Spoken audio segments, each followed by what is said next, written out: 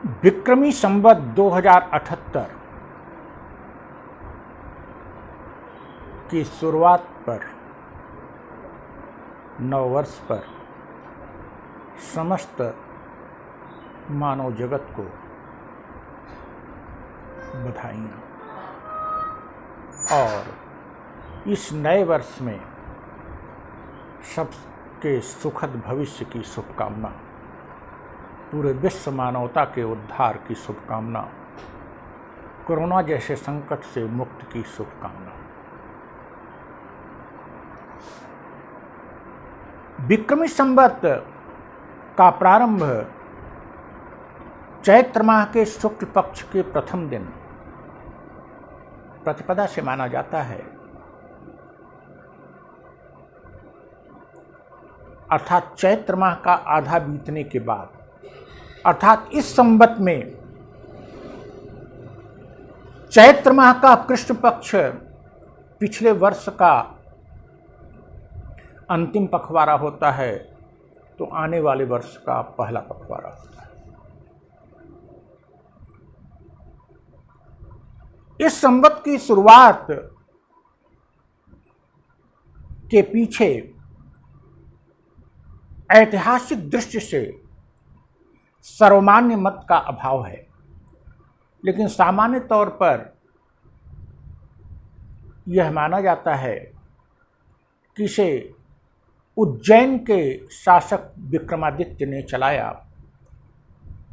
इसकी तिथि पर कोई विवाद नहीं है। 57 BC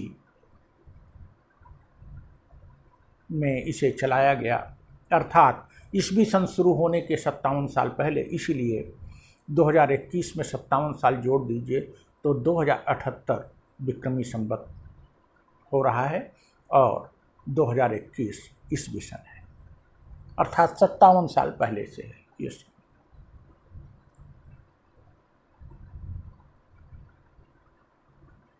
किंवदंतियों के अनुसार कहा जाता है कि शक राजा को उन्होंने पराजित किया। वो उज्जैन के शासक थे, उनके भाई भर्तृहरि थे, वो वैराग्य ले लिए थे शकों के आक्रमण के कारण। फिर जो है उन्होंने शकों को पराजित किया और ये संवत चलाया, लेकिन ऐतिहासिक दृष्टि से इसकी पुष्टि नहीं हो पाती। और इसके पूर्व भारतीय भूक्षेत्र में जिन संवतों को मान्यता प्राप्त है वे पौराणिक हैं। युधिष्ठिर संवत, कलयुग संवत, सप्तऋषि संवत, लेकिन ये सभी 5000 वर्ष ईसा पूर्व, 5000 वर्ष पहले के, अर्थात 3000 वर्ष ईसा पूर्व के भी पहले के माने जाते हैं और इनका कोई ऐतिहासिक दृष्टांत नहीं है और न ही वैज्ञानिक चिंतन पर ये खरे उतरते हैं तर्कपूर्ण ढंग से। ये पौराणिक हैं और धार्मिक दृष्टिकोण से इन्हें स्वीकार किया गया है। लेकिन विक्रमी संवत किसी न किसी रूप में हमारे पंचांग, जो सनातन धर्म का की एस्ट्रोलॉजी है, उसके लिए आधार रूप प्रदान करता है। चंद्रमा की गणना पर भी ये आधारित है। सूर्य की गणना को भी इसमें जोड़ा गया है, लेकिन सूर्य जिस समय विक्रमी संवत का प्रारंभ हुआ, काल गणनाएं की गई होंगी, उस समय सूर्य को ये नहीं माना जाता था रहा होगा कि पृथ्वी उसके चारों तरफ परिक्रमा करती है।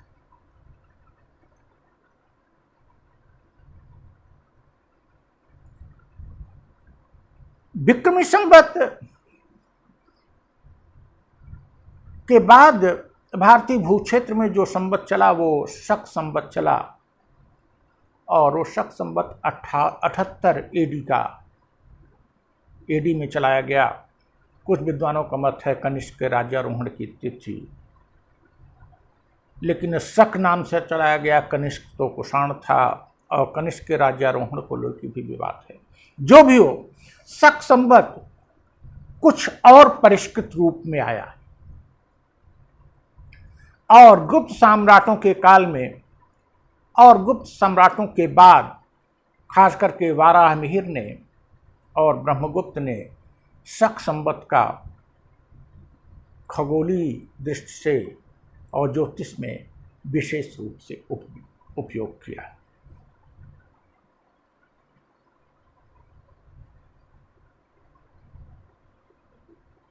चंद्रमा की गणना के पर आधारित जो भी कैलेंडर बने वो सूर्य की गणना पर आधारित कैलेंडर से साम्य बनाए रखने के लिए कोशिश की गई। ग्रेगोरियन कैलेंडर जो आया वो सूर्य की गणना पर आधारित है। सूर्य की परिक्रमा पृथ्वी 365 दिन 48 घंटे कुछ मिनट और कुछ सेकंड में करती है। इस प्रकार से 365 दिन का एक वर्ष माना गया और फिर उसी गणना के आधार पर वर्ष को महीनों में महीनों को, दिनों में दिनों को, घंटों में घंटों को, मिनट में और सेकंड में विभाजित किया गया। बड़ा तार्किक और बहुत साइंटिफिक और बहुत सुविधाजनक बना। वस्तुतः विक्रमी संवत के पहले भी माया सभ्यता में एक कैलेंडर था जिसमें माना जा रहा है कि खगोल विज्ञान काफी उन्नत है, उसमें ज्योतिष का ज्ञान। लेकिन वास्तविकता यह है कि खगोल और ज्योतिष का ज्ञान हमारे वैदिक ज्योतिष, वैदिक साहित्य का जो वेदांग ज्योतिष है उसको समुन्नत किया गया आगे चलकर, और यूनानियों से बहुत कुछ ज्योतिष ज्ञान हमें प्राप्त हुआ। निश्चित रूप से आदान प्रदान में यूनानियों को भी हमसे प्राप्त हुआ होगा। फिर यह ज्योतिष और खगोल का ज्ञान अरबों तक पहुंचा और अरबों, यूनानियों, भारतीयों, इन सब के आदान प्रदान से ज्योतिष और खगोल विद्या का विकास हुआ होगा। लेकिन as far as Samvat is concern, calendar is concern, Gregorian calendar seems to be more scientific, more utilitarian, more useful. Gregorian calendar ज़्यादा तर्कपूर्ण है, ज़्यादा तर्कसंगत है और बहुत अधिक सुविधाजनक है। और इस कैलेंडर का उपयोग अन्य कैलेंडर मानने वाले भी मानते हैं। जैसे हमारा जो पंचांग है उसमें ग्रेगोरियन कैलेंडर के अनुसार तिथि का वर्णन है।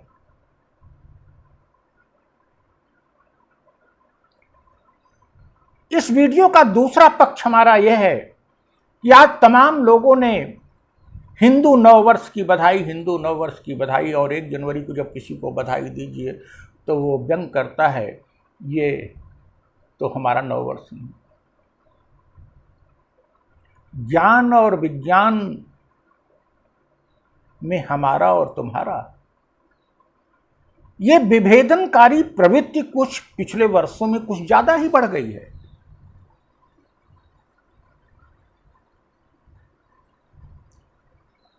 क्या कोई अपनी जन्म तिथि, कितने लोग हैं अपनी जन्म तिथि विक्रमी संवत के अनुसार बताएंगे?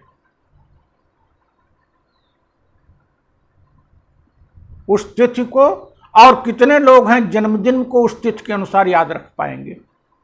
उसके लिए भी आपको पंचांग की जरूरत होगी, आपको किसी पंडित की जरूरत होगी। लेकिन इंग्लिश कैलेंडर से, ग्रेगोरियन कैलेंडर से बहुत आसान है।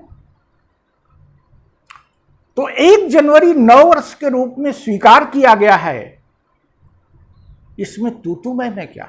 यह सुविधाजनक है। हमारी बहुत सी चीजें उन्होंने स्वीकार की हैं। क्या यूरोप कहेगा कि हम शून्य भारत ने दिया है तो शून्य हम नहीं लेंगे, हम कोई और गणना करेंगे? दशमलव प्रणाली भारत ने दिया है तो हम नहीं देंगे, लेंगे?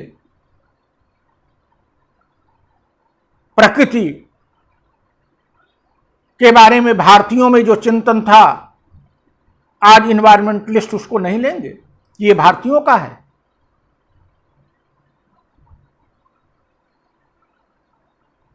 विक्रमी संवत हमारी संस्कृत का अंग है, हमको आगे बढ़ने का रास्ता दिखाया है। खगोल में, ज्योतिष में इस ज्ञान ने अपने को एक सशक्त माध्यम के रूप में प्रयुक्त किया गया है, इसलिए वह वंदनीय है। लेकिन विक्रमी संवत ही हमारा नववर्ष है और नववर्ष हम कोई मनाएंगे नहीं। विक्रमी संवत उस संवत का नववर्ष है। हमारा नववर्ष तो वह होगा जो हमारे लिए, मानव के लिए उपयोगी होगा, मानव जिस पर काम करता है। आप जन्मतिथि क्या लिखाते हैं? तृतीया, चतुर्थी, एकादशी लिखाते हैं, चैत्र प्रतिपदा लिखाते हैं।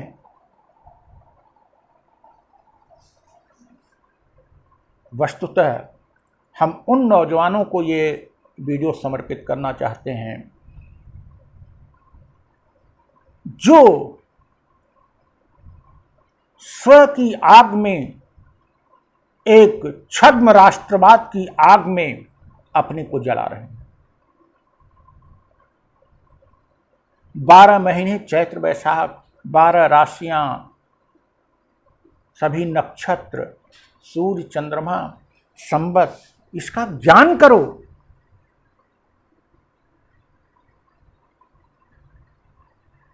इसके पीछे इसका ज्ञान प्राप्त करके आगे का ज्ञान अपना बढ़ाओ, न कि इसको भी न जानो और इसी में बंद रहो। विक्रमी संवत का ज्ञान नहीं है और उसमें आप बंद कर रहे हैं। विक्रमी संवत की विशिष्टता आपको पता नहीं है, उसमें आप बंद कर रहे हैं।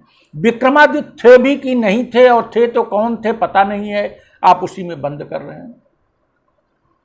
भारतीय स्वतंत्रता मिलने पर भी हमने विक्रमी को नहीं, अपने यहां के ही शक संवत को अपनाया। विक्रमी संवत नेपाल में केवल चलता है और वो भी बिना ग्रेगोरियन कैलेंडर के नहीं चल सकता। हमारे पंचांग जो आते हैं, पत्रा जो आते हैं, उसमें भी ग्रेगोरियन कैलेंडर का उपयोग किया जाता है। लेकिन हमारे नौजवानों को पीछे ढकेला जा रहा है। जब हम बहुत आगे बढ़ चुके हैं तो जो हमारी पुरानी थाती है वह वंदनीय है, वह पूजनीय है, वह हमारी संस्कृति की धरोहर है, लेकिन वो हमारा रास्ता नहीं है। हमारा रास्ता 1 जनवरी ग्रेगोरियन कैलेंडर से होकर और भी आगे बढ़ेगा। हम ग्रेगोरियन कैलेंडर से भी अधिक उपयोगी,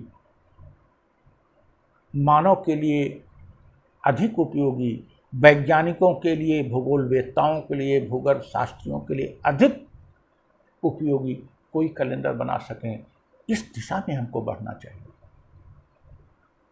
अंत में फिर